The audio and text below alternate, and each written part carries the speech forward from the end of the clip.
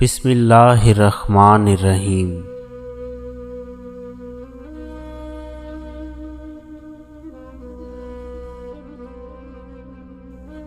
فرعون کی ہلاکت کے بعد بنی اسرائیل اس کے پنجے سے آزاد ہو کر ایمان لائے اور حضرت موسیٰ علیہ السلام کو خداوند کریم کا یہ حکم ہوا کہ وہ 40 راتوں کا کوہ طور پر اعتکاف کریں، اس کے بعد انہیں تورات دی جائے گی۔ چنانچہ حضرت موسیٰ علیہ السلام کوہ طور پر چلے گئے اور بنی اسرائیل کو اپنے بھائی حضرت ہارون علیہ السلام کے سپرد کر دیا۔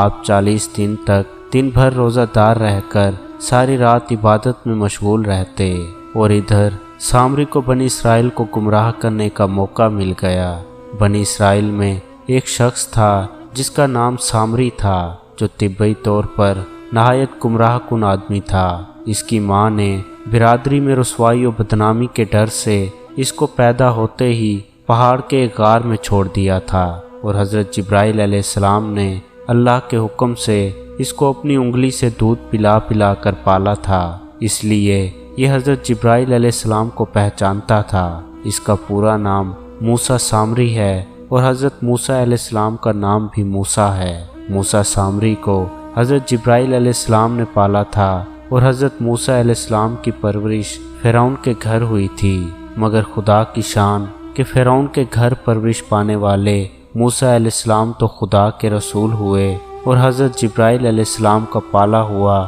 موسیٰ سامری کافر ہوا، اور بنی اسرائیل کو گمراہ کر کے اس نے بچھڑے کی پوجا کرائی۔ اس بارے میں کسی عارف نے کیا خوب کہا ہے، یعنی جب کوئی آدمی ازل ہی سے نیک بخت نہیں ہوتا تو وہ بھی نامراد ہوتا ہے، اور اس کی پرورش کرنے والے کی کوشش بھی ناکام اور نامراد ہوتی ہے۔ موسیٰ سامری جو حضرت جبرائیل علیہ السلام کا پالا ہوا تھا وہ کافر ہوا، اور حضرت موسیٰ علیہ السلام جو فرعون کی پرورش میں رہے وہ خدا کے رسول ہوئے۔ اس کا راز یہی ہے کہ موسیٰ سامری ازلی شکی اور پیدائشی بدبخت تھا، تو حضرت جبرائیل علیہ السلام کی تربیت اور پرورش نے اس کو کچھ بھی نفع نہ دیا، اور وہ کافر کا کافر ہی رہ گیا۔ اور حضرت موسیٰ علیہ السلام چونکہ ازلی سعید اور نیک بخت تھے، اس لیے فرعون جیسے کافر کی پرورش سے بھی ان کو کوئی نقصان نہیں پہنچا۔ جن دنوں حضرت موسیٰ علیہ السلام کوہ طور پر معتکف تھے،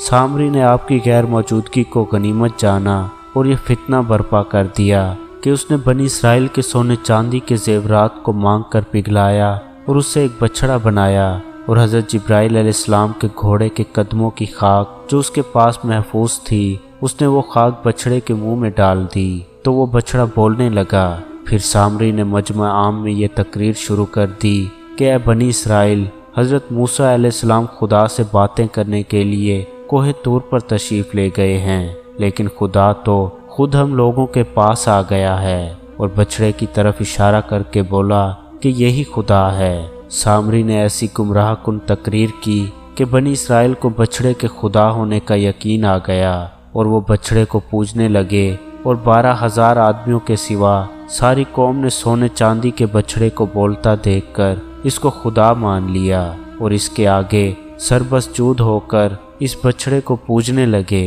خداوند قدوس کا ارشاد ہے، ترجمہ: اور موسیٰ کے بعد اس کی قوم اپنے زیوروں سے ایک بچڑا بنا بیٹھی، بے جان کا دھڑ تھا، وہ گائے کی طرح آواز کرتا۔ جب 40 دنوں کے بعد حضرت موسیٰ علیہ السلام خدا عزوجل سے ہم کلام ہو کر اور تورات شریف ساتھ لے کر بستی میں تشریف لائے اور قوم کو بچڑا پوجتے ہوئے دیکھا تو آپ پر بے حد غضب و جلال طاری ہو گیا۔ آپ نے جوش و غضب میں اپنے بھائی حضرت ہارون علیہ السلام کی داڑھی اور سر کے بال پکڑ کر گھسیٹنا اور مارنا شروع کر دیا، اور فرمانے لگے کہ کیوں تم نے ان لوگوں کو اس کام سے نہیں روکا؟ حضرت ہارون علیہ السلام معذرت کرنے لگے، جیسا کہ قرآن مجید میں ہے، ترجمہ: کہا ہے میرے ماں جائے، قوم نے مجھے کمزور سمجھا اور قریب تھا کہ مجھے مار ڈالیں، تو پر دشمنوں کو نہ ہنسا اور مجھے ظالموں میں نہ ملا۔ حضرت ہارون علیہ السلام کی معذرت سن کر حضرت موسیٰ علیہ السلام کا غصہ ٹھنڈا پڑ گیا۔ اس کے بعد آپ نے اپنے بھائی حضرت ہارون علیہ السلام کے لیے رحمت اور مغفرت کی دعا فرمائی۔ پھر آپ نے اس بچڑے کو توڑ پھوڑ کر اور جلا کر اور اس کو ریزہ ریزہ کر کے دریا میں بہا دیا۔ پھر اللہ تعالیٰ کا یہ حکم نازل ہوا کہ جن لوگوں نے بچھڑے کی پرستش نہیں کی ہے وہ لوگ بچھڑا پوجنے والوں کو قتل کر دیں۔ چنانچہ سامری سمیت 70,000 بچھڑے کی پوجا کرنے والے قتل ہو گئے۔ اس کے بعد یہ حکم نازل ہوا کہ حضرت موسیٰ علیہ السلام 70 آدمیوں کو منتخب کر کے کوہ طور پر لے جائیں اور یہ سب لوگ بچھڑا پوجنے والوں کی طرف سے معذرت طلب کرتے ہوئے یہ دعا مانگیں کہ بچھڑا پوجنے والوں کے گناہ معاف ہو جائیں۔ چنانچہ حضرت موسیٰ علیہ السلام نے چن چن کر اچھے 70 آدمیوں کو ساتھ لیا اور کوہ طور پر تشریف لے گئے۔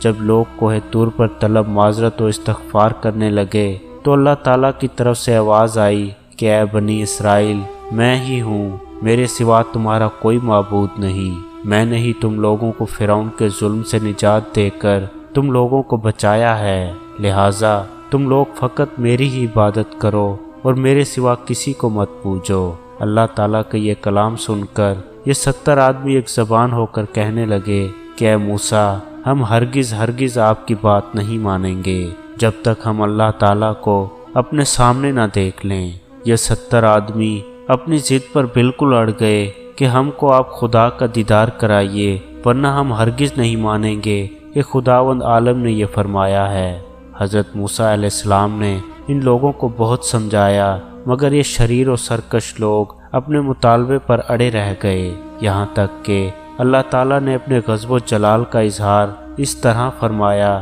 کہ ایک فرشتہ آیا اور اس نے ایک ایسی خوفناک چیخ ماری کہ خوف و ہراس سے لوگوں کے دل پھٹ گئے اور یہ 70 آدمی وہیں مر گئے۔ پھر حضرت موسیٰ علیہ السلام نے خداوند عالم سے کچھ گفتگو کی اور ان لوگوں کے لیے زندہ ہو جانے کی دعا مانگی تو یہ لوگ دوبارہ زندہ ہو گئے۔